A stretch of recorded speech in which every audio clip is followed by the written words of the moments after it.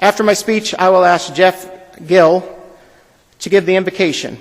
Following the meal, we will need to do just a bit of work, and Emily Cowan, Chair of the Chamber Board in 2016, will recognize some of the outgoing board members and lead us through the election of new ones. When our business is complete, Craig Snow of Sylvius Insurance Group will introduce our keynote speaker, Randy Lewis, president of No Greatness Without Goodness. Thank you, Randy, for being our keynote speaker tonight. I am really looking forward to your inspirational message, and I think we'll all learn a whole lot. Lower. No. I'm raising them, Randy. They're not going lower. You want me to go lower? After the keynote address, we will announce the recipients of our awards, including the prestigious Man and Woman of the Year. But before I say a few words about the Chamber and this community, there are many, many people that I want to thank and to recognize. So in an effort to honor your time tonight, please hold your applause until the end of this remarkable group of companies and individuals. First and foremost, I want to thank all of you for attending tonight. Taking time out of your day to coming to this dinner is greatly appreciated. I also want to thank the 26 table sponsors that you see at the tables. Again, thank you for your commitment to the Chamber of Commerce. The next group I'd like to recognize are quite visible tonight and very active, and that starts with on your centerpieces and these beautiful flowers up here brought to us by Anderson Florist. Dinner is being prepared and served by Matt Anthony's Lake City Tap House. The delicious hors d'oeuvres were brought to us by Noah Wood Grill and Sushi Bar. The cocktail tables were provided by Warsaw Party and Rental. Our photographers for tonight are Trina Hoy and Brian Lowe. And video is being shot by Flying Brian Walsh of Oldies 101, WIOE, and Warsaw Community student Bo Eckel. Thank you. Audio is being accomplished by Steve Wise of Grace College and his ever-present sidekick, Kip Shutter. And I don't know if you've noticed, but there's some beautiful artwork in the back of the room, and that was graciously brought in by Redbird Art Studios, a division of Cardinal Services, and those pieces are available for purchase. The program that you have on your desk, the 2016 Program and Annual Report, was graciously printed by Spectra Print, a division of the Papers Incorporated. And the chairs that you see up here for the Man and Woman of the Year was given to us by Reinhold's Town Square Furniture. And the awards tonight were created by Rennikers and Hand Industries. Next, I would like to call your attention to our major sponsors here on the stage. Their generous sponsorships helps to ensure that tonight is a great night for everyone. And I'm pleased the following businesses have partnered with the Chamber for tonight's event. And they are First Source Bank, Wildman Business Group, Grace College and Seminary, Parkview Warsaw, Lutheran Health Network, and Warsaw Buick GMC. Thank you for your vision and your commitment to our community.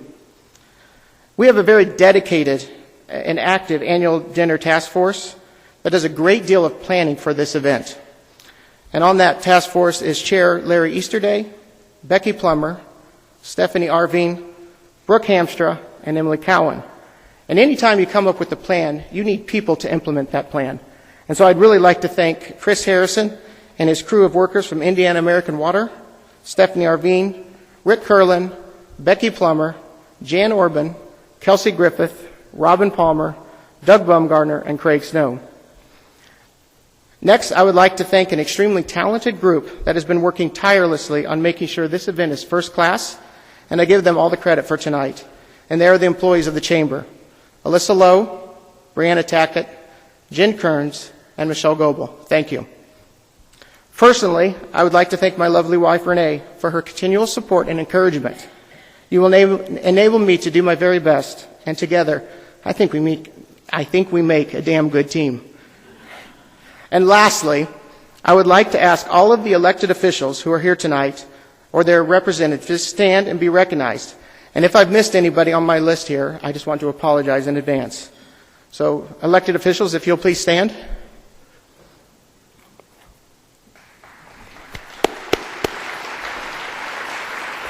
On behalf of Congressman Jim Banks, District Director Paul Lageman, State Senator Ryan Mishler, Warsaw Mayor Joe Talmer, Warsaw City Council District 3 Mike Klenderis, Warsaw City Council District 4 Jerry Frush, Warsaw City Council District 5 Diane Quantz, Warsaw Clerk Treasurer Lynn Christensen, Claypool Town Council President Nikki Miller, Superior Court Judge David Cates, County Commissioner Brad Jackson, County Council at Large Bobby Sanders, and heaven forbid we need head services tonight, Kosciusko County Coroner Tony Cirillo. Thank you for your leadership and your service. And a huge thank you again to everyone tonight who has made this, the 105th Annual Dinner Celebration, a night to remember.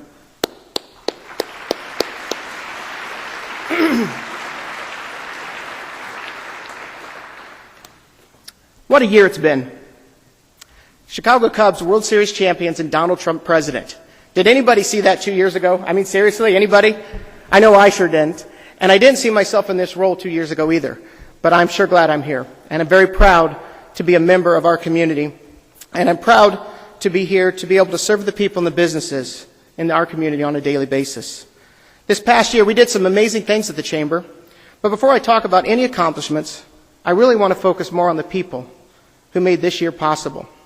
I know I thanked my staff just a few minutes ago for their hard work on this event, but I would be remiss if I did not acknowledge them for the hard work they accomplished this year. This team has risen to the challenges set before them, and through their creativity, passion, and enthusiasm, they were able to do more with less. They worked smarter and harder, and they always put the needs of the members above their own. I am blessed and proud to have such a great team to work with me. Thank you.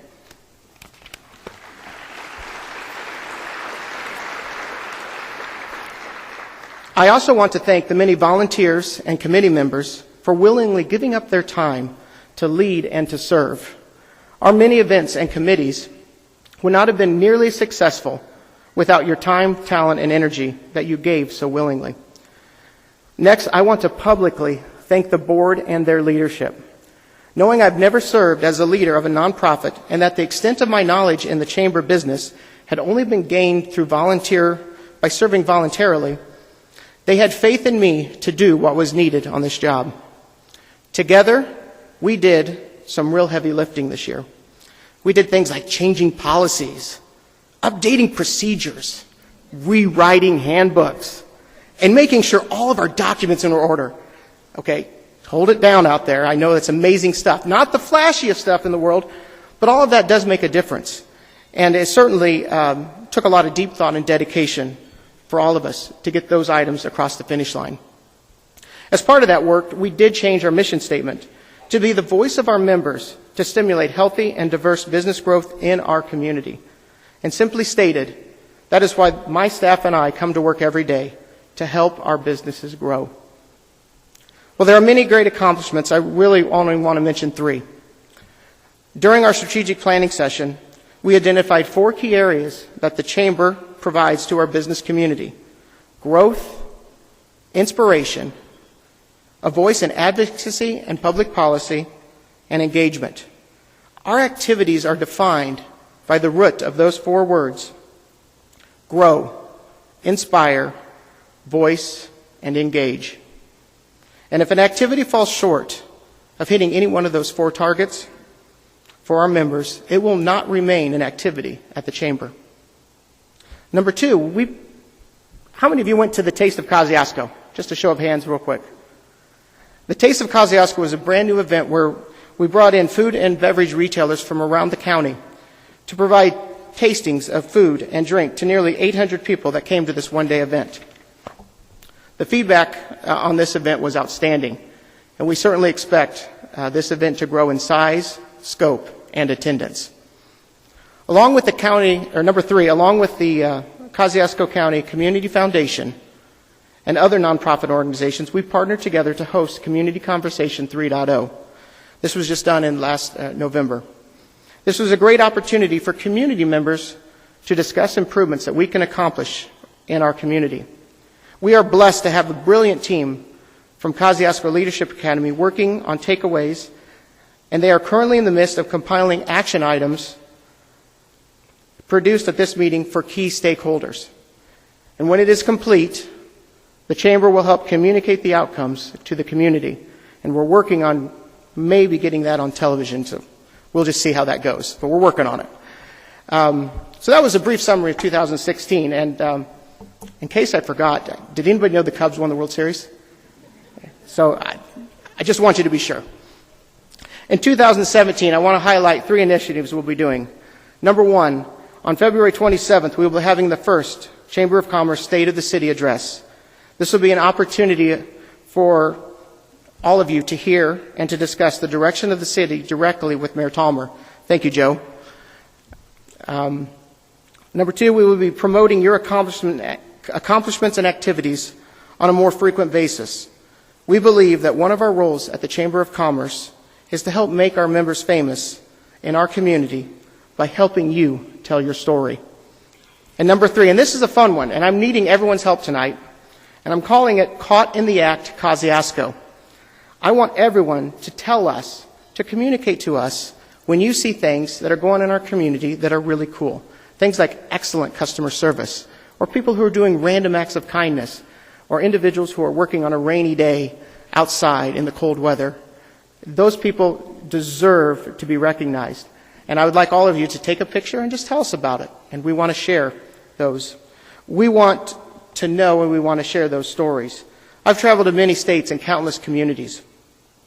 And I know there is no community like ours. But sometimes we just don't share enough of the good news. Please help us promote our community as an outstanding place to live and work and play, not just because of the abundance of good jobs, great schools, phenomenal water resources, challenging and extensive trail systems, or even world-class restaurants, but because of the great people that are actively engaged in shaping our community. People who care, people who are passionate, and quite frankly, people who just know how to get the job done. Lastly, I want to thank all of you who make this community a place that I am proud to call my home. Please join me once again in thanking everyone who has made this annual dinner an awesome event.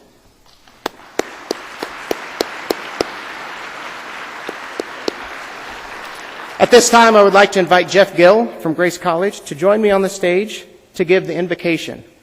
And after the prayer has been said, and once the food is served on your table, you are free to eat. Let's bow together.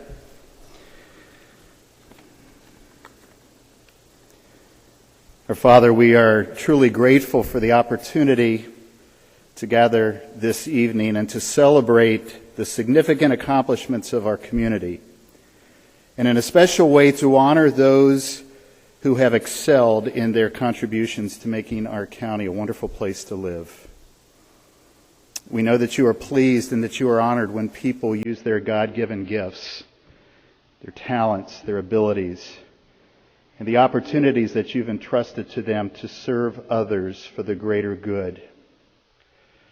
Father, we are grateful that you not only bless our efforts to faithfully and effectively serve others, especially those with great need, but you multiply our efforts, and you often produce results far beyond our expectations, and for that we are grateful.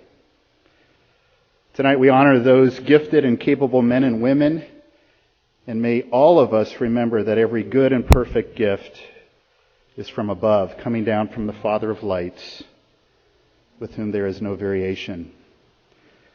Bless this evening, Lord, and may our fellowship together around this meal and this program remind us that it truly is better to give than to receive. In the name of Jesus Christ, our Lord, we pray. Amen.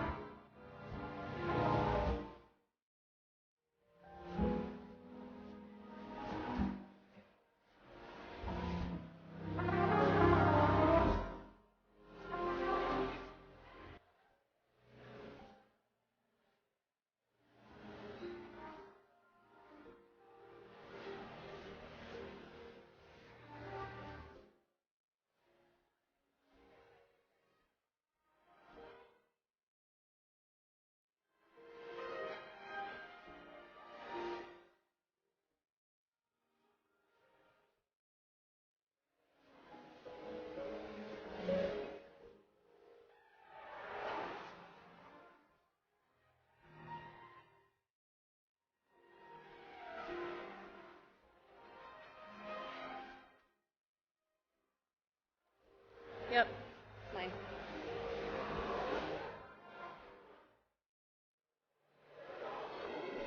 Good evening, everyone. Thanks for coming out tonight. We really appreciate your support.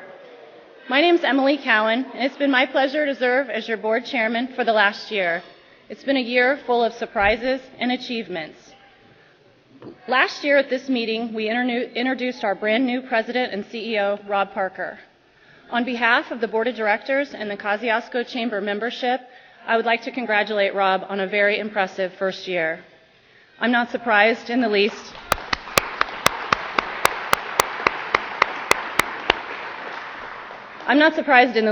Rob has an impressive, deep history of being a successful businessman and a community leader. In fact, Rob was actually my boss years ago when cell phones came in the form of a bag or a brick, which I know dates us, right, Rob? He had initiative, compassion, and integrity then, and those traits are still very much a part of Rob today. So again, Rob, well done this year. I'd also like to recognize the staff at the Chamber. This transition year hasn't been easy, as you have taken on more challenges and duties. You've done it with grace and dedication, so thank you, Alyssa, Michelle, Jennifer, and Brianna.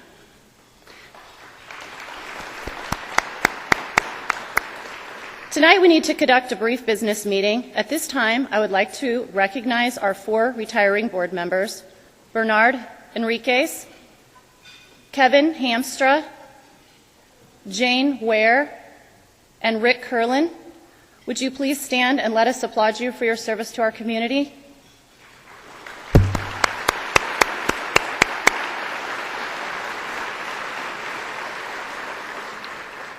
The nominating committee has recommended the following individuals to join the Kosciusko County Chamber Board of Directors for 4-year terms. Please stand as I call your name. Anthony Garza from Garza Law Firm, and Ted Madden from CenturyLink.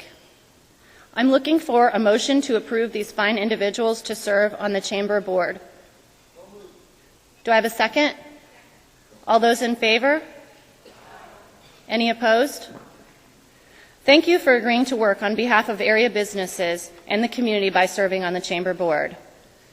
The Executive Committee this year will be comprised of Caleb France, Chairman of the Board, Craig Snow, Chair-elect, Doug Baumgardner, Treasurer, and me, Emily Cowan, as immediate past chair.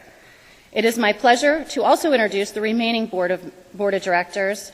Please stand as I call your name. Al Grossnickel, Grace College and Seminary, Gina Clevenger, Clevenger Insurance Group, Greg Cobb, Freedom Oil, Lisa O'Neill, Lake City Bank, Jan Orban, Brian Peterson Team, John Warren, Old National Bank, Joel Wiebrink Landscape Management, Kelsey Griffith, YAP and Grace College, Kirk Ray, Kosciusko Community Hospital, Matthew Teven, Seymour Midwest, Monica Kendrick, Zimmer Biomet, Robin Palmer, Mutual Bank, and Scott Gabriel, Parkview, Warsaw. Finally, I would like to thank the committee and task force chairs for their hard work in 2016. Mike Gavin, Public Policy, Brett Boggs, Education Workforce Development, Brooke Hamstra, Ambassadors, Kevin Hamstra and Kelsey Young with Young Adult Professionals, Shelley Heckert with Community Greenworks, Emerson Port, the Golf Classic, and Larry Easterday with the annual dinner. This ends the business portion of our meeting. Next, I would like to ask Craig Snow of Hall, Morose, and Silvius to come up and introduce tonight's keynote speaker.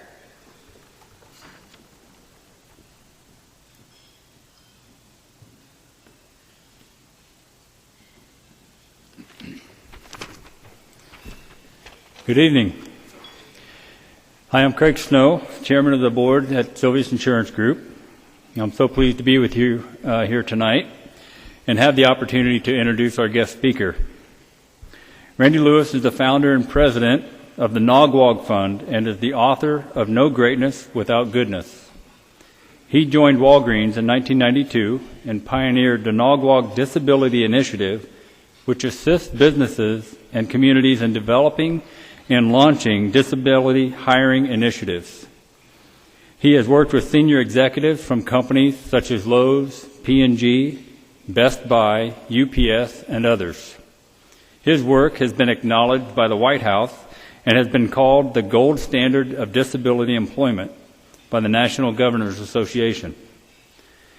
In addition to being an entrepreneur, he has been a Walgreens executive for more than 20 years. At Walgreens, he has been responsible for creating thousands of jobs for people with disabilities. Throughout his career, Mr. Lewis has worked to live out his belief that excellence, people, and community are the cornerstones of effective business leadership. Mr. Lewis lives in Chicago with his wife, and he has 3 children. Please join me in welcoming Randy Lewis.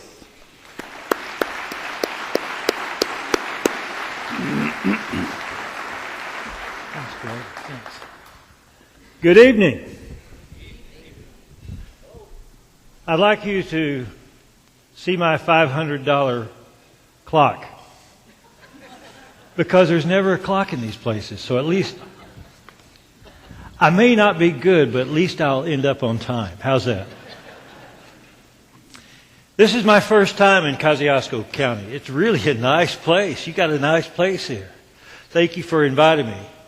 I'm going to tell you a story tonight, and I hope you see yourself in this story. Now, first of all, so we can get all into the right place, remember that time of your life when you were the most idealistic. You remember that time? Most of us were probably in high school or maybe in college. That was the time we dreamed big dreams. And that was before the world started beating us down. So recall that time, because this story is a little bit like that. I have 3 children. How many of you have children? Now, wouldn't this be true that every child is a lesson? Sometimes tough lessons, but by what they do or what they say, and just sometimes who they are. That's the way with my 3 children. I have a daughter who's 31, who just got married last year. I have a son who's 29. His name is Austin. And I have a daughter who's 27. She lives in Atlanta. Now, Austin has autism. He was diagnosed at age 3. He didn't talk. That's how we got him diagnosed. He was kind of slow. He didn't talk at 4, didn't talk at 5, didn't talk at 6, 7, 8. When he was 10 years old, he started to talk. And if you ever get a chance to meet him, you will think he's trying to make up for lost time. In some ways, he was like a typical brother. His sisters say he never remembered any of their boyfriends until they got a new one. And then all he wanted to do is talk to the new one about the old ones.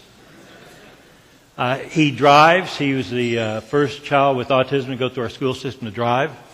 He has a job. He drives an hour each way up to the border of Wisconsin. He works. He earns $13.50 an hour, something we would have never dreamed of when he started.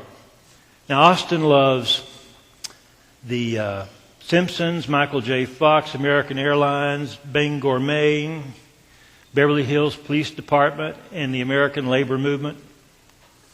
And if you would ever like a chance to talk about those things, if any of you are aficionados of those topics, I will give you his number, because he would like to talk to you about those things over and over and over.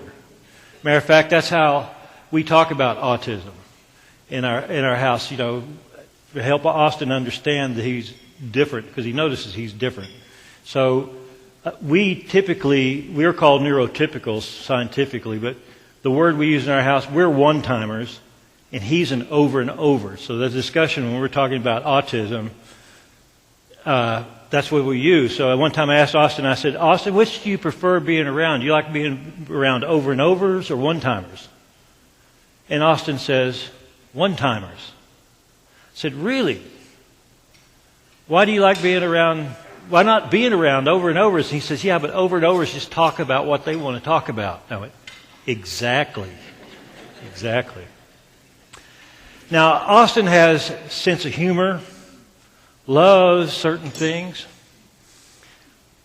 and a lot of gifts, but if he's like 95% of people like him, he'd never be offered a job. Something we parents begin thinking about almost the instant we get the bad news, because we know what's waiting. And I'm sure some of us in here, parents have children with disabilities. And I discovered throughout this journey that we share the same wish and hope, to live one day longer than our child. Just one day longer. Can we ever save enough so that they'll be safe? What will happen after we're gone? And that job, a job could change the arc of a life, relationships, security. But when it comes to getting a job, people like Austin and I'm guessing out of the Kosciusko County, I figured out the number, about 20 kids or 25 kids come out of your school system each year, turn 18. They're just like that. Will never be offered a job and be condemned to a life of poverty. In addition to them, there's probably over 30 more kids that come out of your school system every year who have required some sort of adjustment in their education process that will make them difficult to find a job. When it comes to disability and getting a job, it's like having a death of 1,000 cuts. May not be able to get through the application form, may not learn the way we're used to learning, certainly can't get through our screening processes, that continuous job history that we require, that interview. And the unkindest cut of all, the belief by 99% of us, or 99.9999% of us, that hiring a person with a disability is great if you can afford it. A great act of charity. What a good Christian thing to do. Because that's what it is, because they really can't do the job. Now the gift Austin gave to me was to be able to see past his disability. I could not turn away. I had to face the struggles of the disability, but the gift was to see the person behind them. So here I am, Senior Vice President at Walgreens, in charge of a division of 10,000 people. And we're hiring 1,000 people a year. And I'm thinking, if we can't do something about this, who can? And if I won't do something about it, who will? As simple as that. So we started hiring here and there. And we got some pleasant surprises along the way. I remember a young man we hired in our Pennsylvania Center, a young man named Chuck. He was on the autism spectrum. Chuck, one way to describe Chuck would be what I aspire my son to become, and that's the clinical word is weird. Chuck was a little weird. We put him between two ladies on a high-speed line because we wanted to see if people with disabilities could perform same standards doing mission-critical work. And Chuck did a great job. And it was. But one thing about Chuck, he loves the color purple. That was one of the first things we learned. And how we learned it? Every once in a while, maybe 2 or 3 times a day, a purple tote would pass through Chuck's area. And Chuck would stop, start dancing, and letting everybody know that there is a purple tote. Now, our first thing to think about, now remember, we're a big company. We got procedures. And the first thinking was, is dancing appropriate in the workplace?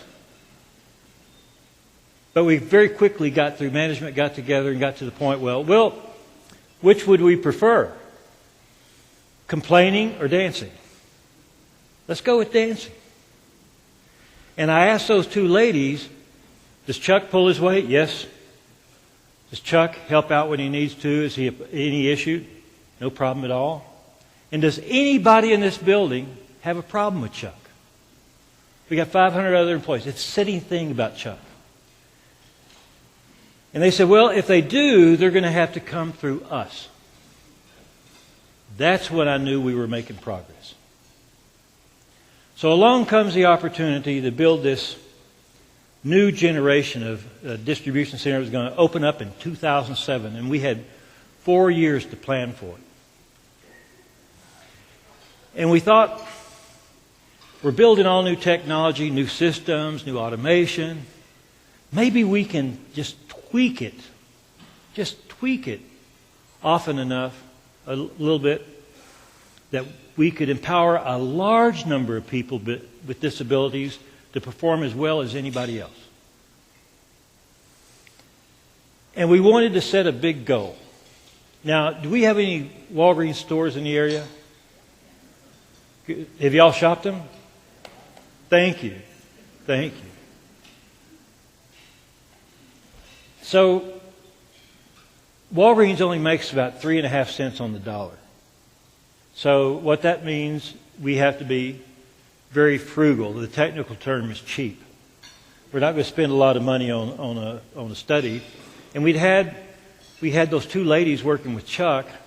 So I asked a person who works in the disability community, we're not going to spend a lot of money. We're not going to pay any money extra for this. We can't do this and hold it up to our shareholders if we do this. There'll be too many questions. So we're going to use peers. We're going to use people that work there to be the job coaches to do this. How many typically able people? Now, that's the term we use for people without disabilities because we don't use normal anymore. Just look around. Does that look normal?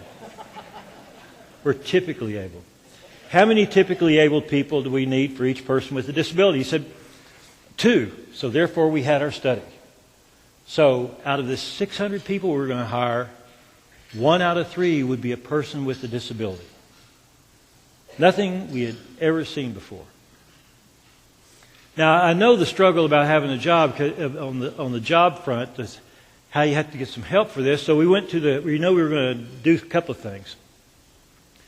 We said, if we're going to do this, it's got to be sustainable.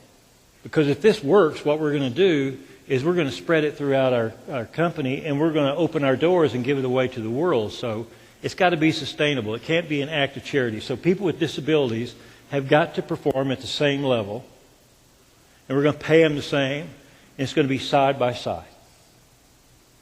Same. And we set this one goal of 1/3, something that had never been done. And we had to go out into the community, and we said, we're going to say jobs. We're not going. First of all, let me ask you this. I want everybody to think in their mental image. Think of a person with a disability. You got that image? And think of a job for a person with a disability. Appropriate job for a person with a disability. You got that one? How many people were not thinking of a person with Downs, autism, or in a wheelchair? And how many people, when they thought of a job, that would not describe it as repetitive? That's what most of us do. But in this case, we said we're going to start with jobs because we don't know anything about disabilities. We got to face up to that. We've never hired a lot of people with disabilities. We have impressions, but let's start with jobs and then ask the community to say, come in, understand our jobs, and then you go out into the disability community and find people that you think will be able to do those jobs, and then we'll bring them in as temps so they can go around all our traditional hiring systems that they'll never be able to get through because of these unintentional barriers we have in. You go out You find them and bring them in. We'll bring them in as temps, and you bring in job coaches to help make them successful. And when they're successful, we'll hire them. That was the proposition we made. So if you were to do this here in this county, the same sort of deal. I've got these jobs, not necessarily be repetitive or whatever jobs. Who's the partner in Kosciusko County? Randy? Are you here? Stand up. Randy says he's that person. He has over 200 people who are just lining up to choose from. And not all of them have autism, and not all of them are in a wheelchair, not all of them have Downs. Because they'll be like us. Thank you. So you'll be in the back later, right? Yes. We had our Randy too, who did that. Except in our case, the fellow we said we want 200 jobs. He had never placed more than 13 in 1 year. And we asked him, "Can you find us 75 to start and 200?" Never placed more than 13, and that was the previous year, and that was his best year. He said, "No problem." And he ended up placing not 200, but 275. And when we made this announcement, there were articles in the Wall Street Journal, NBC News came, ABC News came. You would have thought we cured cancer for 200 jobs. One of the people that heard the news was this woman named Desiree Neff. She was living. Okay, now we're in on the right side of the country in Anderson, South Carolina, where this is going to open. She's over there in San Diego working as a temp. Now Desiree has a rare muscle condition that requires that she use a walker sometimes. So one day she walks into her work where she's working. And she's got her walker, and her boss says, "What's the deal with the walker?" And Desiree says, "Well, I need it sometimes, but not all the time." And he said, "Great, come back when you don't." Desiree packed up her family, moved all the way across the country a year before we opened, just for the chance to apply. She's a manager in that building today. Started at the lowest level, worked her up to manager. We would have never hired Desiree had we not been looking because of that walker. Because we would have thought all parts of our factory, the factory floor, need to be accessible by employees. They need to be able to get anywhere. That's what we would have thought. And so we would have probably passed on Desiree and went to the next person in line. Now people ask us, what disabilities could you not hire? Were not appropriate. And I remember one of the questions was, somebody asked me, this woman that worked with me, and she was very challenging, and she's great because she would see how far our commitment was, and she would say, "Are we going to hire the crazies?" Now she didn't mean in the pejorative manner, but she threw that out there because that's what people are thinking. We going to hire the crazies, people with mental illness? Because that's a scary one. And then we thought about it and said, well, we've had experience with hiring people with mental illness. Well, I know we've had people with paranoia, people with anger disorder, paranoid schizophrenia, and that's just a senior executive group. Let's give it a go. Matter of fact, we have not disqualified any disability because guess what? Everything is a spectrum. Blindness, there's completely dark to a range of tunnel vision. Autism is a spectrum. Everything is a spectrum. We got some great employees. I remember we have a young man with autism who I met in the training center. His name is Harrison. And he said, "Randy, I can process 10 cases a minute through this receiving and checking and all the kind of things we have to do." And I said, "Well, that's great, but we don't measure in minutes. We measure in hours, Harrison. So you need to think of it, how many you can do an hour. How many, if you do 10 a minute, how many can you do in an hour?" He said, I don't know. I said, well, and then I had to think about, well, what's 10 times 60? And he said, I don't know. Now, I know that's 600. We hoped for 400. Here's a young man who does that job, and every job we've given him at 150%. And when I saw him this summer, he's been in that center almost 10 years. He's now 28 years old. He looks like every other 28-year-old with a ball cap and a scruffy beard.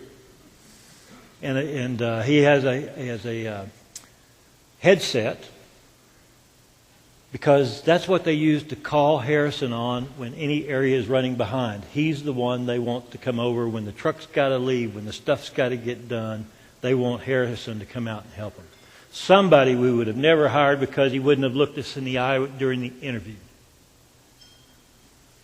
Or Angie. Angie is probably, and you're going to see Angie later in this little film I'm going to show you. Angie has cerebral palsy. She has kind of what she calls her sexy walk and her sexy talk.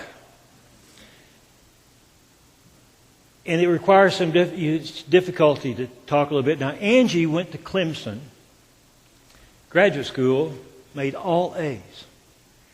She sent out 300 resumes and had 30 invitations for an in-person interview. She describes she went to the first one, and the first thing when she walked into the office was the "oh my God" look. How am I going to get through this? The interviewer, how am I going to get through this without showing it and be nice? So he thanked her, and not a job offer. And she went to the next one, and it was the same way, and the same way, and the same way. How many times would you do that before you'd give up? Angie did it 30 times. A single job offer. And had Angie come to us, and had we not been looking with intent, we would have passed too. Because we would have said, well, like we knocked Harrison out because he would never get past the arithmetic test in the interview. Angie we would have knocked out because, yeah, she's got good grades, but she can't walk that fast in case there's a fire in this big building. She may not be able to get out quickly enough. Or it's really loud here, and when she's out on the shop floor talking, maybe people would have a difficulty understanding her. Or maybe because she walks and talks a little differently, people might feel uncomfortable around her. So let's look at the next candidate. We got hundreds of employees like Angie, Harrison, and Desiree, and we're lucky to have them. Now, how did the building work out? That first building, is the most productive in the 100-year history of the company. People with disabilities performed the same or better. We studied 400,000 hours across 34 jobs across 4 distribution centers. Work safer. Work safer. Our workman comp costs are lower among the population with disabilities. Retention is better. Absenteeism is better. In this country, I don't know down here in this county, but in all our centers across the country, you know there is a virus or something, a flu that passes through this country on the days of after the Super Bowl and the opening of deer season, right? This is a population that shows up. This is the population that shows up.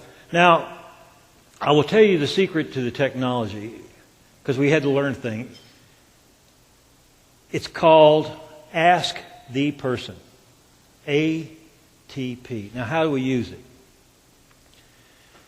We had lots of assumptions. Like, for example, if we handle a case, our safety procedure says pick it up with 2 hands.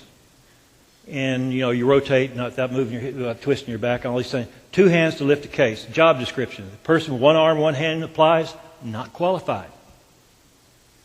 Ask the person. Show them the job, ask how they do it. Because guess what? They probably had a lifetime of figuring this stuff out. Or in our stores, a deaf person. People say, how can you hire a deaf person as a clerk in the store? Because maybe they're putting some stuff up on the aisle and a customer will come up behind them and they won't know they're there, and the customer will ask for help, and they won't know they're there, and we'll run off a bunch of customers. Ask the person. How would you know somebody's in your aisle? Deaf person says, I'd be on the lookout. Ask the person. My favorite one is deaf lift drivers, deaf forklift drivers. Y'all familiar with forklifts? They're quiet, silent, dangerous around pedestrians, sort of like Priuses without the smugness. We have lots of them, and the procedure in every industrial site typically is at every intersection they have a horn to honk to warn pedestrians of the hazard. How can you have a deaf forklift driver when they can't hear their horn? And the procedure is all the time at every facility is to test your horn in the morning. So how can a deaf person test their horn to see if it's working? Ask the person. First person says, we ask, how would you know your horn? How would you test it? I put my hand on the cowling, touch the horn, feel the vibration. Makes sense. I like the second answer better. How would you test your horn? What I would do is pull up behind a group of people who are just talking. Ask the person. And when we discovered that deaf forklift drivers operate with less accidents, more safely than those that can hear, one of our engineers suggested maybe we ought to give all the people who can hear who are driving lifts earplugs. But the thing that we were astounded about is the impact it had on the rest of the building, on people without disabilities, on management. They talk about how it's changed the culture of the building, where people are thinking about not so much about themselves, but each other, and making each other successful. I would hear stories when I go into a building, managers saying, this is what I did to make so-and-so successful, and hear the pride in their voice. Sure, it's about production, but I've had a chance to give this place my imagination and my best. You hear those stories, when you hear people talk about that, you've got something going. Now, we weren't always successful. And even when we failed, the standard was we want to sleep well at night, and people gave it their best. And so even those failures, people are proud of, because we went the extra mile. And you don't think that people without disabilities see that? And that's not a skill that you just apply to the one group of people. You apply it to all. It's made us better in all ways. Now, there's a story by Seamus Heaney. He died, I think, a couple of years ago, an Irish poet laureate of, and he had written an adaptation of an old Greek play about the Battle of Troy. And in this, the Greeks are in this war with Troy, and the Greeks remember this fellow warrior of theirs they had gotten disfigured and disabled, and they left him alone on this island because, in that time they believed that was the punishment of the gods for some reason. His name is Philoctetes. He's on this island. They're in this war with Troy, and they realize Philoctetes has this magic bow. This magic bow that they need to defeat Troy. So his friends find him on the island, and they restore him. And it's this point in the play, Seamus Heaney writes about how all the disappointments of the past, history, all that has been, all the disappointments tend to repeat themselves over and over. That's what we do. But then, at some point, something changes. An act of hope changes it completely. And this is where he writes in the play. History tells us not to hope on this side of the grave, but then once in a lifetime, a longed-for tidal wave of justice can rise up, and hope and history rhyme. So hope for a great sea change, and believe that a further shore is reachable from here. Believe in miracles, in cures, in healing wells. And like Philoctetes in that story, People with disabilities await us. They await us to discover their gifts. They await us to harness their abilities. But more than ever, they just await us to embrace them as our own. Now, I ask you at the first of this to remember your idealism. So think, in that idealistic world, what kind of place would you like to work at? How would people treat each other? How would we manage? How would we respond? If you were going to describe that wonderful place, that ideal place that you worked, I'm going to show you a film of managers, not people with disabilities, managers talking about that initial site. Steve, can we roll it?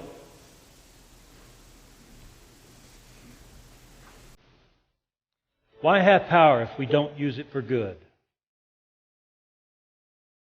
In 2007, Walgreens launched a new generation of distribution centers like no other in the world. The objective was to build the most productive center ever and to employ a large number of people with disabilities. The one element that I've never allowed into my management style, nor into any facility that I've ever been into, and that's managing with love, managing with care, managing with a heart. That's the big change here. It's all about the people here.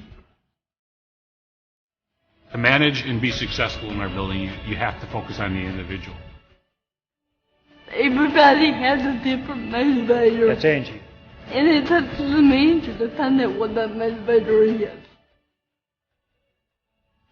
takes a lot of creativity and to come in with no fear. I am allowed to be creative with the team members, that it's not a hardline stance to where either you get it or you don't get it. It's an opportunity to see what the issue is and work with that team member. That relationship that you make with an individual, whether they have a disability or not, makes or breaks that person's success.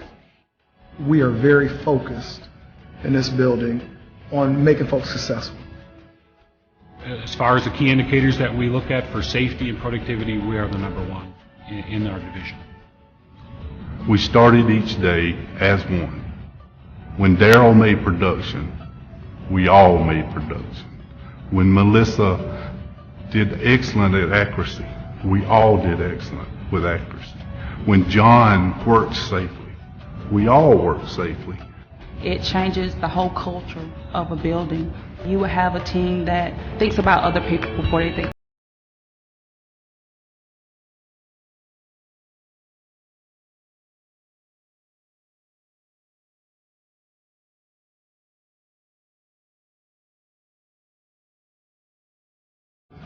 A strong suit of mine. I see folks for who they are now, as opposed to what they look like.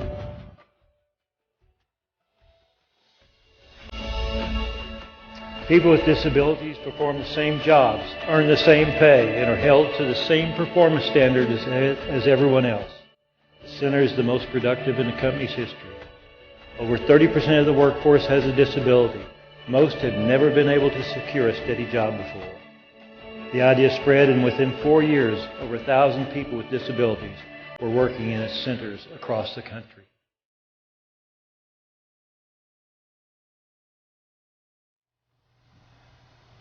Will hope in history rhyme? Oh, thank you.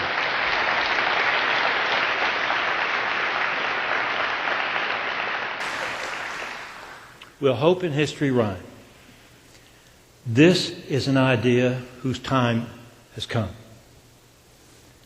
As for me, I choose to believe in miracles, in cures, in healing wells. I believe this can be done. I believe this will be done. And that time is now. Thank you very much.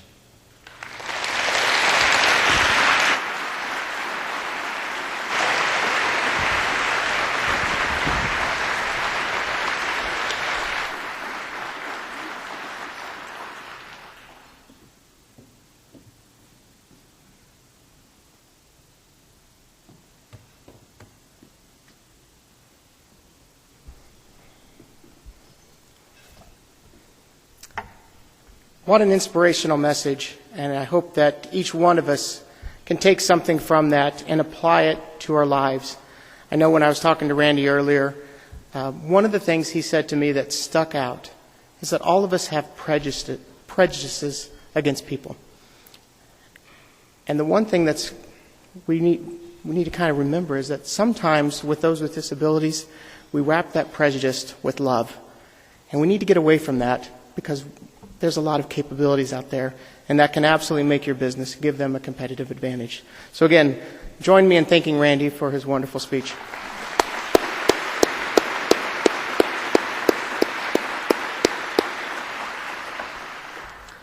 Since the Chamber runs a tight ship and we like to keep things on time, I don't want you to be late, so I want to remind the presenters to please join me at the side of the stage at the appropriate time. Now I'd like to invite Alyssa Lowe, Marketing and Communications Manager of the Kosciusko Chamber of Commerce, to present the Ambassador of the Year Award sponsored by the Kosciusko Chamber of Commerce. Our ambassadors are some of the greatest promoters of the Kosciusko Chamber of Commerce. They are dedicated to not only attend chamber events, but also our member events, including ribbon cuttings, member pop-ins, and member of the months. And if I could just take a minute here, and if you're an ambassador for the Kosciusko Chamber, please stand. Don't stand and sit down real quick. Stand, stay standing. I want to recognize you. Go ahead and stand if you're an ambassador. Let's recognize them. Thank you for all you do. Thank you for your dedication and your commitment to the vision of the Kosciusko Chamber.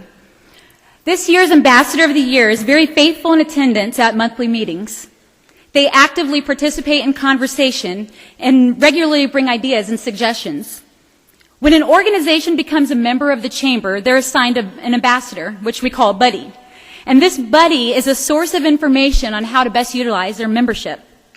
The 2016 Ambassador of the Year volunteers as a buddy to many new members, and they regularly connect with them for at least 6 months, informing them of meetings, events, and other opportunities. It is not rare for him to stop in or give him a phone call to check on a member buddy. It is this commitment and dedication that is exemplary and does not go unnoticed.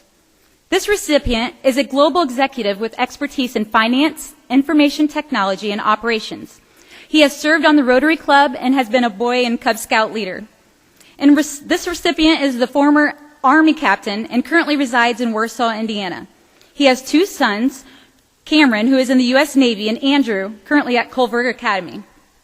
Please help me welcome and celebrate the 2016 Ambassador of the Year recipient, David Kroll, with Vector On-Site CPAs.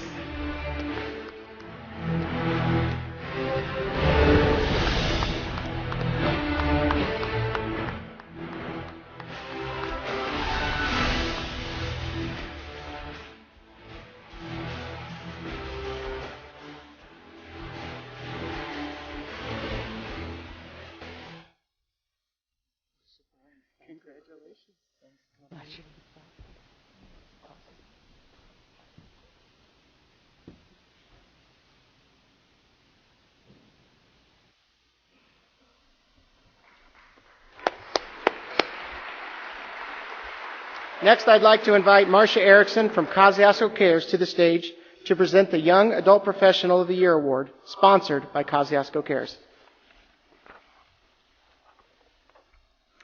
Good evening. I'm Marcia Carey with Kosciusko Cares Youth Services Bureau. The Youth Services Bureau is sponsored by the Otis R. Bowen Center. The Kosciusko Cares Youth Services Bureau exists to advocate for, support, and promote healthy youth development. Our focus is prevention. We value youth and know the vital role they play in our community. On behalf of the Kosciusko Chamber and Kosciusko Cares, I am privileged to present the Young Adult Professional Award. The Young Adult Professionals, referred to as YAP, is a group of professionals under the age of 40 who are an active and vital force in our community. YAP works off a simple 3-tier philosophy: to be leaders in our community and workplace, to socialize and network with others, and be philanthropic, which together represents healthy communities. This award was designed to honor that philosophy. This year's recipient is a successful entrepreneur, small business owner, and a vital part of YAP.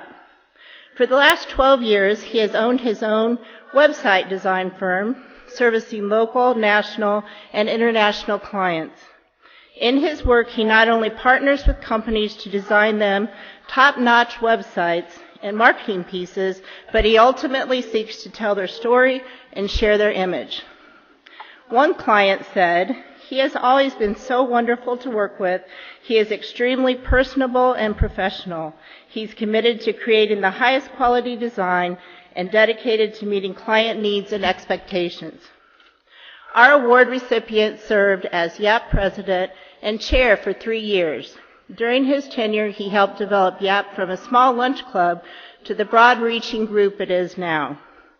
One of his largest efforts was starting the annual professional clothing drive to benefit combined community services, where each year far surpasses the previous year's collection.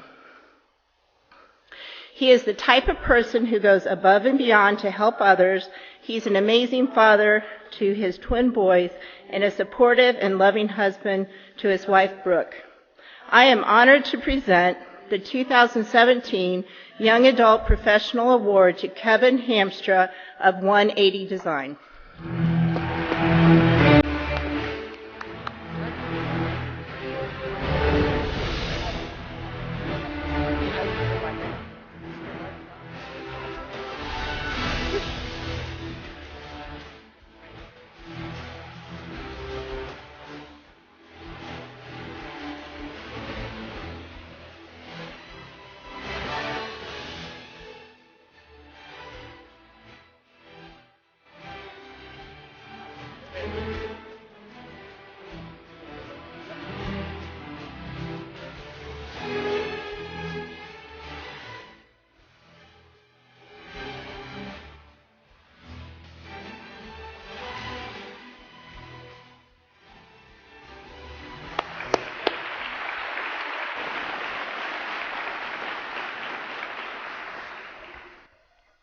Next, I'd like to present this year's Excellence in Government Award, sponsored by Zimmer Biomet.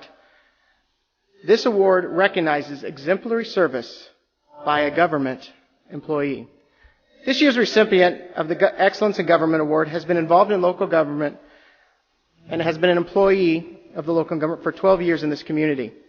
As a calm and effective communicator, this individual is able to present complex ideas and issues to the public in a clear and concise manner, always examining both sides of the issue while keeping the discussion on point, always working towards an effective resolution. Even more importantly, he listens when the community speaks. Patience and perseverance are this individual's virtues. When tackling an issue, he is organized and dedicated. Our recipient tonight leaves no stone unturned when involved in a project, and being professionally gifted, the results of this individual's talents can be seen all over our community.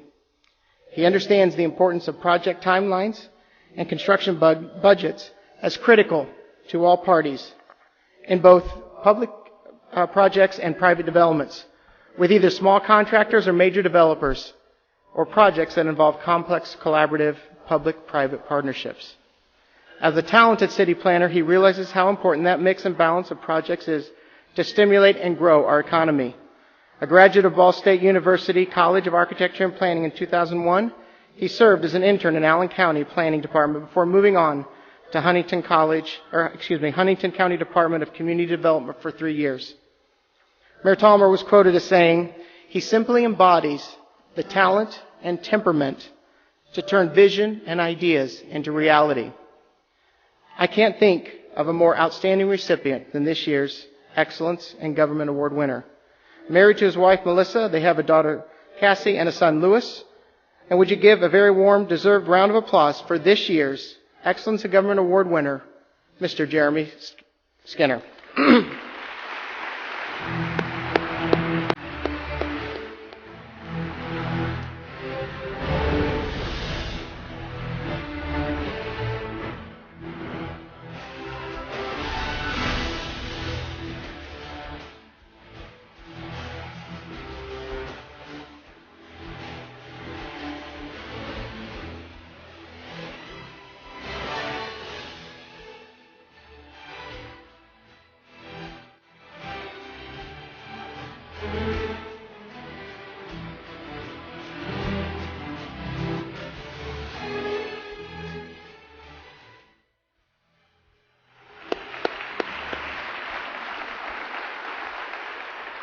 Next, I'd like to invite John Warren from Old National Bank to the stage to present Making a Difference Award sponsored by Old National Bank.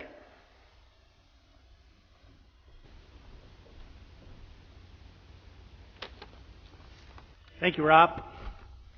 Old National Bank, our associates, and I are honored to sponsor the Making a Difference Award. The Making a Difference Award recognizes a business, a non-for-profit, or service organization that has made a significant impact on Kosciusko County.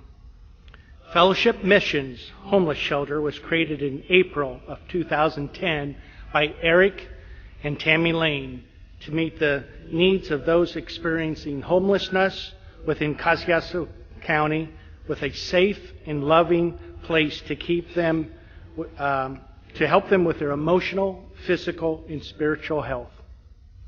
Starting with 7 men in a house on South Buffalo Street in 2010, and then opening a women's shelter later that year, to now having a single facility with 46 beds for men, women, and children. Fellowship Missions have grown the services provided from basic emergency needs to their Catalyst self-efficiency program that helps residents through this time of life, obtaining knowledge and tools to be on their own and to give back within the community. Since April 1st of 2010, over 600 individuals have been served. In 2016, Fellowship Missions served over 180 adults, 60 children under the age of 14 years old, and served over 44,000 meals, and helped over 60 individuals obtain housing and work.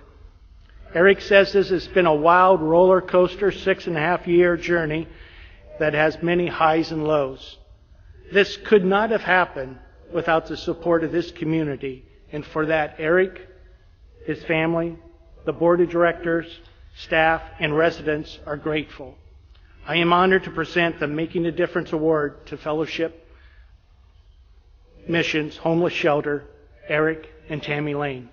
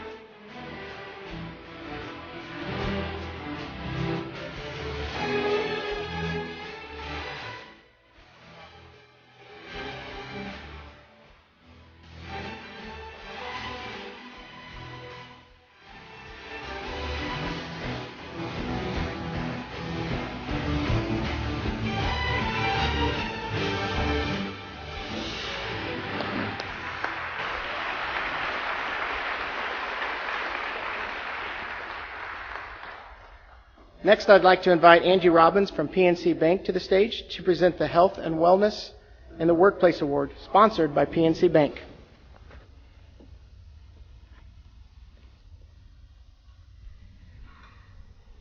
Good evening. PNC Bank is honored to award the Health and Wellness Award to Cardinal Services.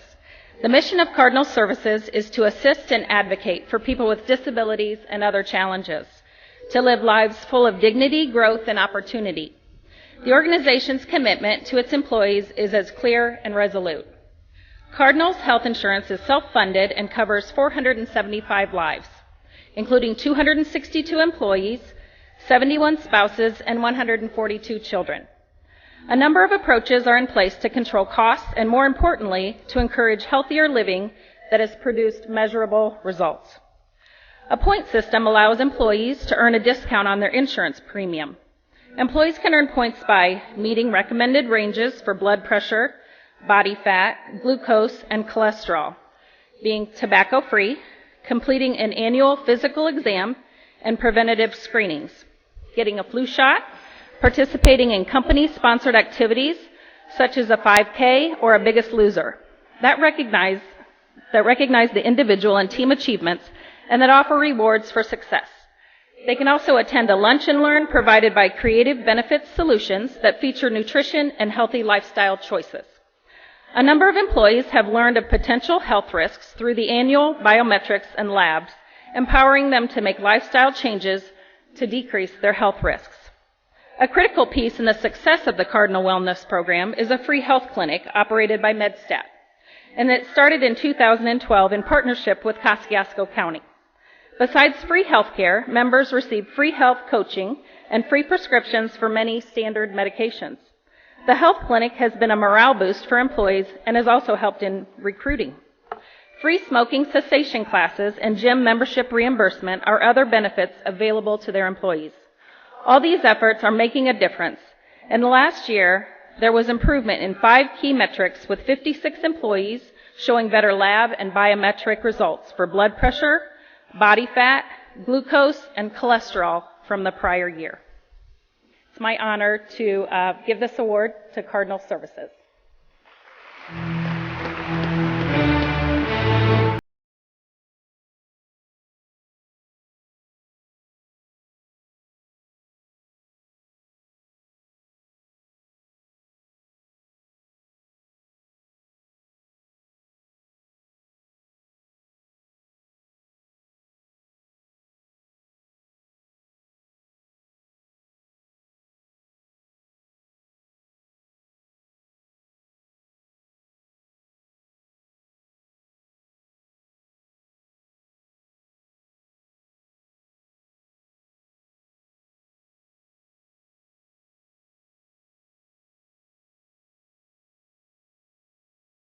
I'd like to invite Lindy Breeden from Horizon Bank to the stage to present the Rising Star Award, sponsored by Horizon Bank.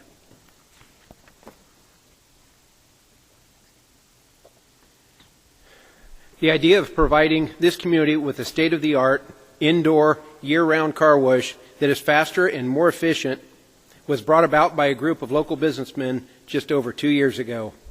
Initially, this group of local businessmen had contacted a larger Indiana car wash owner to convince them to build a state-of-the-art car wash. However, the owner did not feel that Warsaw and Kosciusko County would be able to support this type of business. Taking it upon themselves, these 9 local businessmen were determined and confident that this community would support a state-of-the-art indoor car wash. The owners of Clearwater Car Wash took their time to find a prime location that was central to this community and to find the best car wash equipment available. It was decided that they would build in front of Menards between Husky Trail and US 30, and they selected local commercial builder Robinson Construction as the general contractor.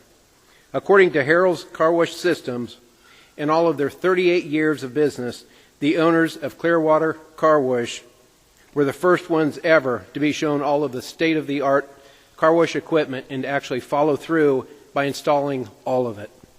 One thing that you may find interesting is that at Clearwater Car Wash, their vacuums are free to everyone. No more searching for those quarters to vacuum out your vehicle. Clearwater Car Wash is recognized as an eco-saver by using less than 40 gallons per car, whereby the average homeowner uses 60 gallons when washing their vehicle at home. They are also able to reclaim a portion of their water from the final rinse. In addition to providing 17 new jobs to this community, the owners of Clearwater Car Wash prayerfully decided that they wanted to give back to this community and established Clearwater Cares, in which they select once a month a nonprofit organization and donate a portion of that day's sales. So far, year to date, they've donated over $20,000 in support of local nonprofit organizations. Horizon Bank is proud to be able to present this year's winner of the Rising Star Award to Clearwater Car Wash. Accepting this award is President and CEO Brian Catron.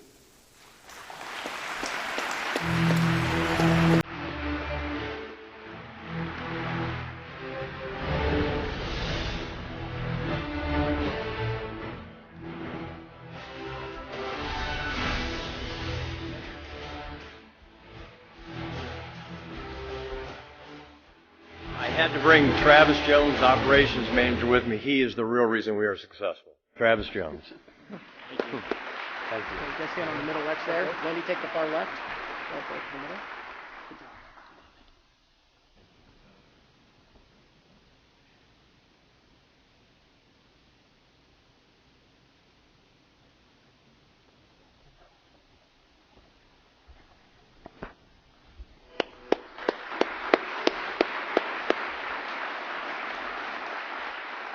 Now I'd like to invite Yolanda Hennington from Key Bank to the stage to present the Environmental Sustainability Award sponsored by Key Bank.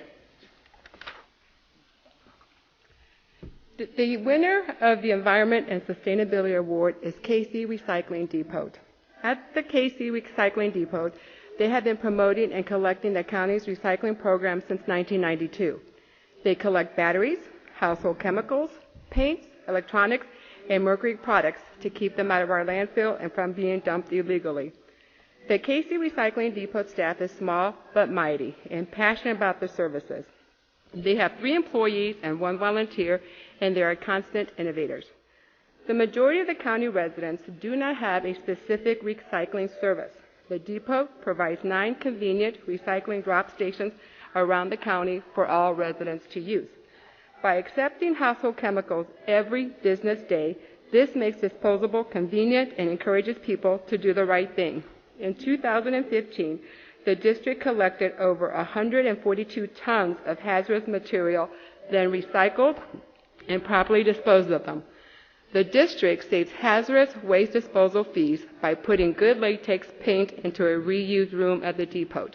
In 2015, 24,805 pounds of paint were given back to the residents in the community to use for their homes and projects, free of charge.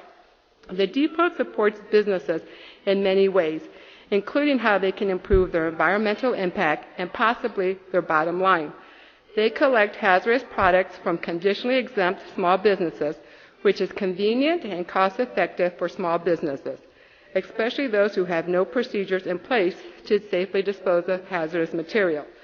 The depot also has many partners helping them to provide water and soil education programs and to promote public education and environmental awareness.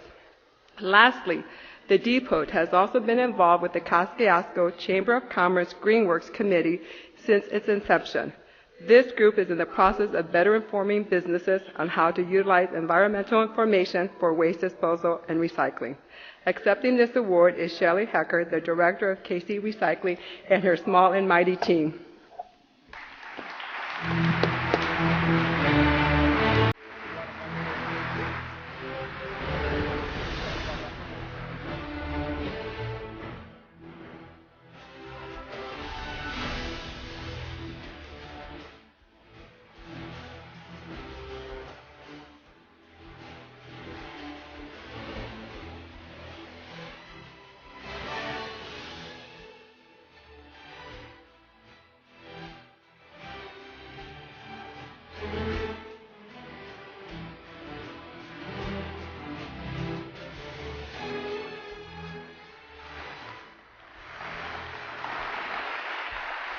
Now I'd like to have David Finley from Lake City Bank to the stage to present the Business of the Year Award, sponsored by Lake City Bank.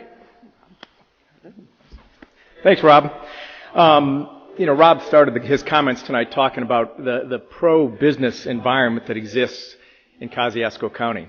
And the winners of tonight's Business of the Year Award really epitomize that. As I talked to one of the principals in the business a few weeks ago about their decision to get involved and buy a business in Kosciusko County, one of the things he said was when he's got a partner, there's 2 of them, and when they were making this decision 32 years ago to buy a business and build a business somewhere, they went to their father and one of their father's friends who's a center of influence in Fort Wayne and said, where should we do this? And the story that I heard last week was, you should go to Warsaw, Indiana, because everybody over there has good jobs. And they spend a lot of money. So 32 years ago, these 2 guys, along with some assistance from their father and some other investors, bought a business in Kosciusko County. They've had the business here for 32 years.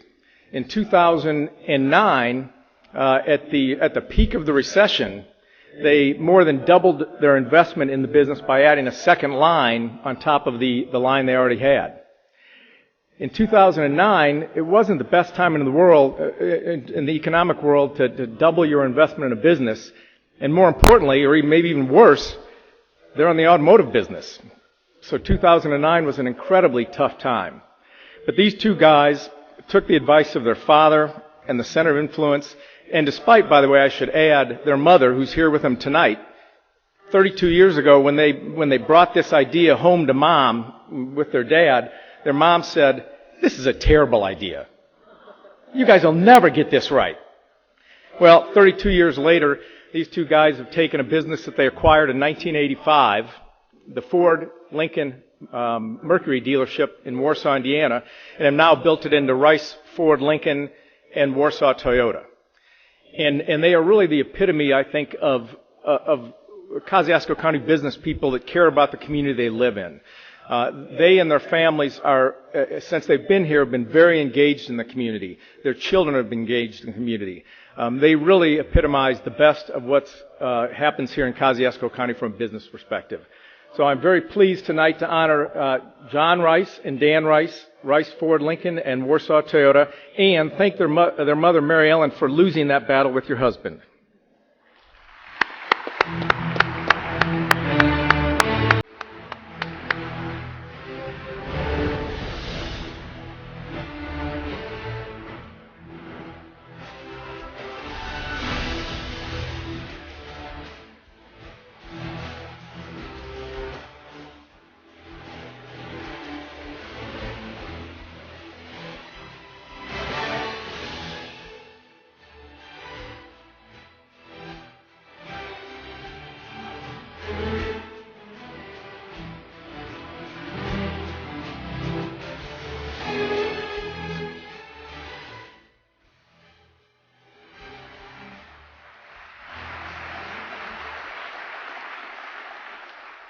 We're getting near the end. Just two more to go. Now I'd like to have Doug Bumgarner from First Source Bank to the stage here to announce the 2016 Man of the Year Award, sponsored by First Source Bank and Times Union.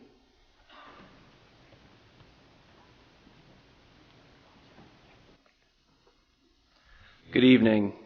It is my and First Source Bank's pleasure this year to be the 2016 Man of the Year co-sponsor. The 2016 Man of the Year got involved in the community immediately after moving here in 1994. The focus of many of his endeavors has been on youth. After leaving a teaching career to become an entrepreneur, he remained involved in education, assisting in the classroom for 10 years as a junior achievement instructor.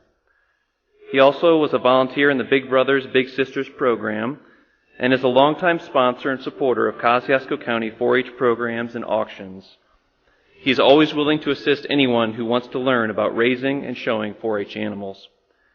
In 2010, when our Man of the Year heard that the graduation rate among local schools was 75%, he became involved as a founding member of the Gradway program to provide students at risk for dropping out with caring adult graduation coaches.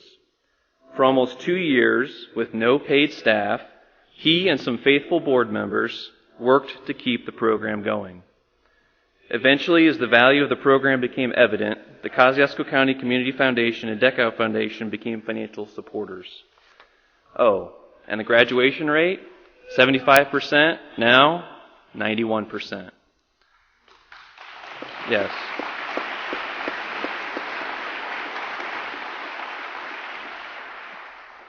Of course, his passion for helping youth led him to the Optimist Club of Warsaw, the best club in Warsaw, sorry, had to get that in, where he served as a past president and lieutenant governor and earned the Pillar of the Community Award in 2011.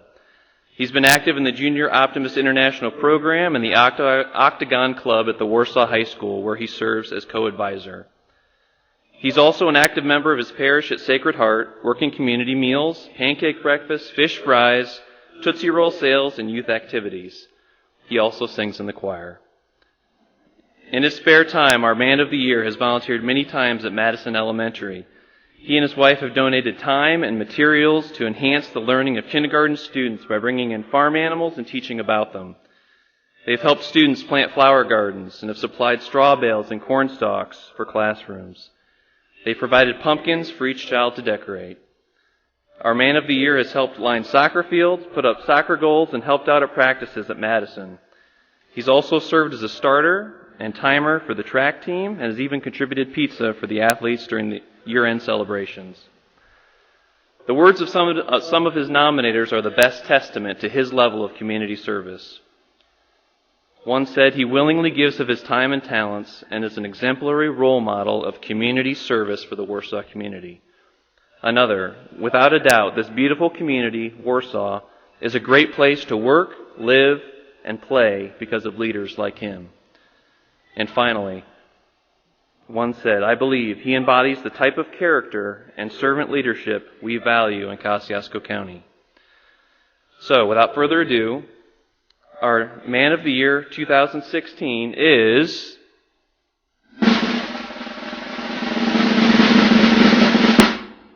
Mr. Ott Schroeder.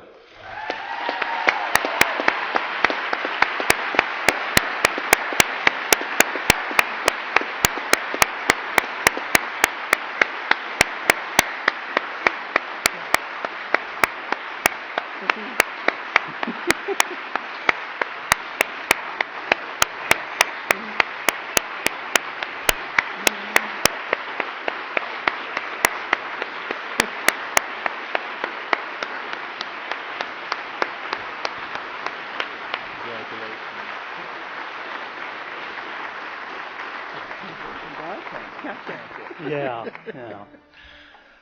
Thank you very much. Obviously very humbling, very honored to receive this award. Gotta let you know, there's a lot of family members here tonight. Some have traveled a long way. I'll just go down the line. My sister Teresa from Indianapolis. Hold your hand up, Teresa, please. Jenny and Kelly, who work with me at State Farm, and this is why I'm able to do a lot of this stuff, because they run the office. Okay. My brother Ed and his wife Inez from Jasper, which is about 250 miles south of here. Drove up today, I'm assuming. Didn't know they were here. Then Rachel, Phil, and Ann Biegler, who also are from Jasper. Ann is my sister. Dan and Donna Fowler. Donna's my sister, and they're from Indianapolis. My father and mother-in-law, Larry and Roberta Tucker. My sister Rosemary from Collierville, Tennessee, which is a suburb of Memphis. Okay, so she probably drove about, 12, 13 hours today. My son Jeremy and his wife Jamie. My daughter Amanda and my wife Debbie. And my son Justin, who drove up from Fishers today. So thank you. And who did I miss? Who is it? I'm sorry. Where are they at? Okay. You need to come up to be in the light so I can see if you're here. Okay. I guess Debbie's brother. Yeah. Okay. Cindy. It's not Cindy. Megan. Sorry. Megan. Kylie. Kyle Tucker. Jeff Tucker, my brother-in-law. Justin Gunter. And then my brother-in-law, Dennis Tucker, here in town. So thank you guys. You shocked me a whole bunch. But let me just say this. This is one of the reasons that I do a lot of this stuff. We live in a great community. And this community is not afraid to embrace things and to take things and make them better. And that's what I really appreciate about this community. This is the fourth community I've lived in since I graduated from Purdue in 1980. And I love this community. They are willing, like I said, to take on things and tasks and really try to make it better for everyone that's here. And I'm just super proud of what we all can get accomplished and super proud of you. And you guys know out there's a lot of you that could be standing up here also. And so again, thank you very much. Really honored to be here tonight and be recognized as this. Thanks again.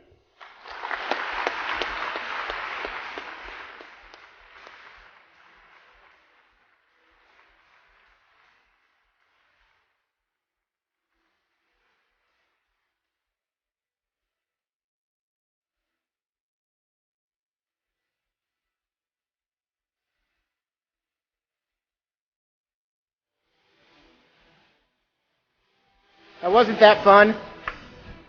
Now I'd like to have Gary Gerard from the Times Union to the stage here to announce the 2016 Woman of the Year Award, sponsored by Times Union and First Source Bank.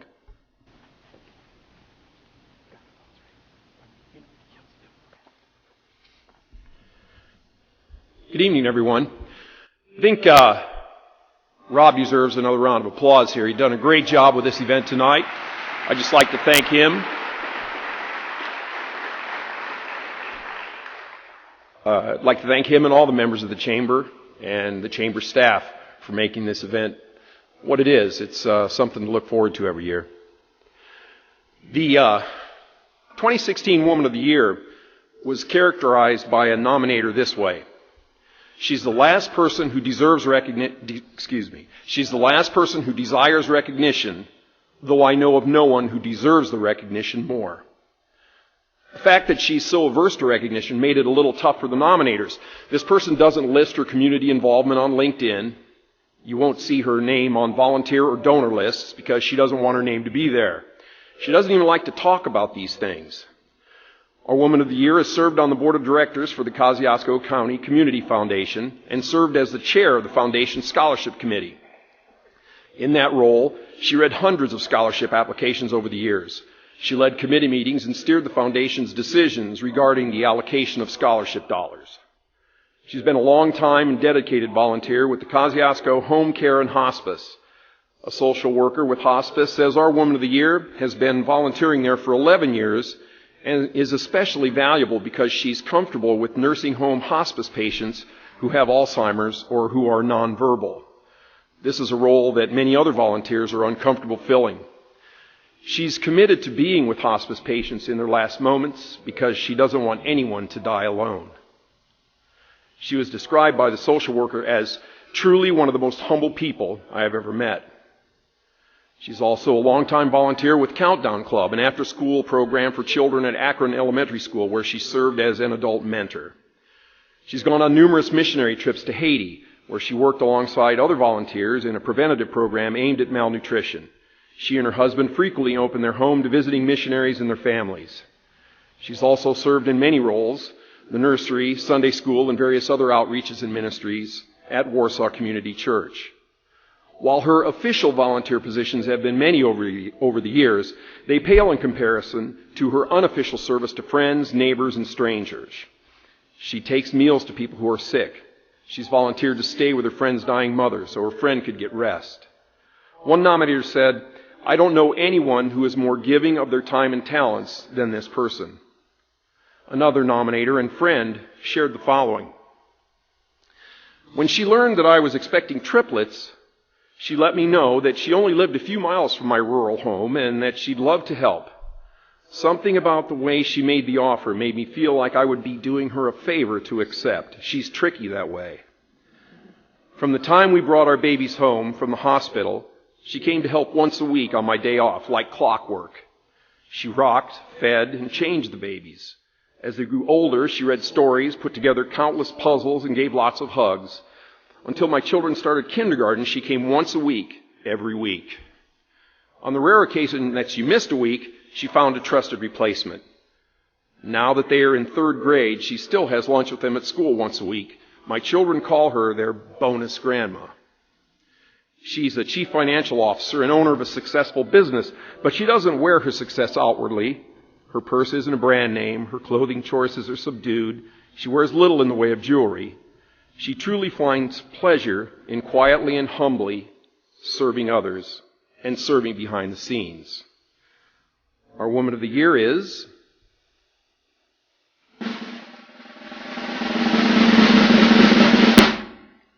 Cindy Zare.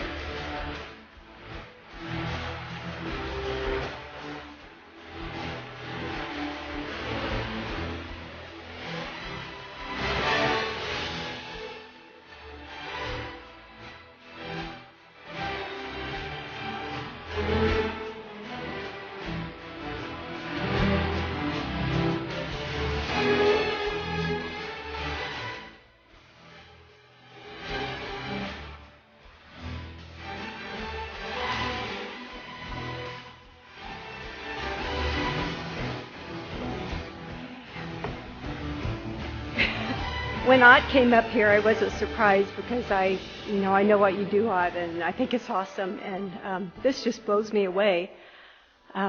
Thank you. I recognized you folks who said kind things about me, and thank you. Thanks. What just happened this morning? Can I share that? Please do. I have to share, we've had a very momentous day today. Our first grandchild was born here in town. So this is an awesome day. Down in the middle, Okay. Go down to that left desk.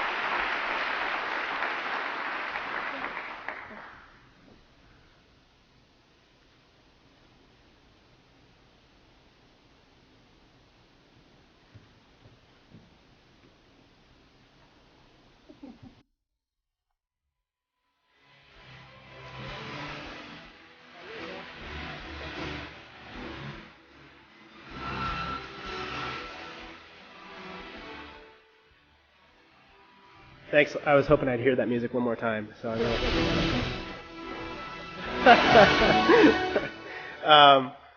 my name's Caleb, and I just wanted to thank everyone for coming out tonight on behalf of the board and the amazing chamber team.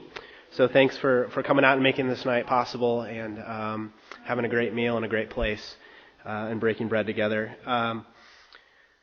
At the chamber, just to end this real quickly, we're extremely passionate on behalf of the board to work really hard this year in creating more value for you as members, and we want to do that throughout the year, and we really want you to see that, and we hope to communicate that to you. So that's just my real quick 5 seconds on that. To steal a few lines from Randy, I think the challenge going out into 2017 for all of us in this room is to really see what we're looking at, right? And to look with intent.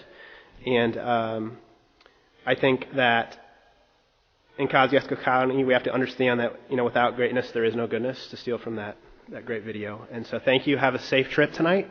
Thanks for coming out. And would all the winners come back up on stage for one last picture as a group would be fantastic. Safe journey, travels. Thanks, everybody.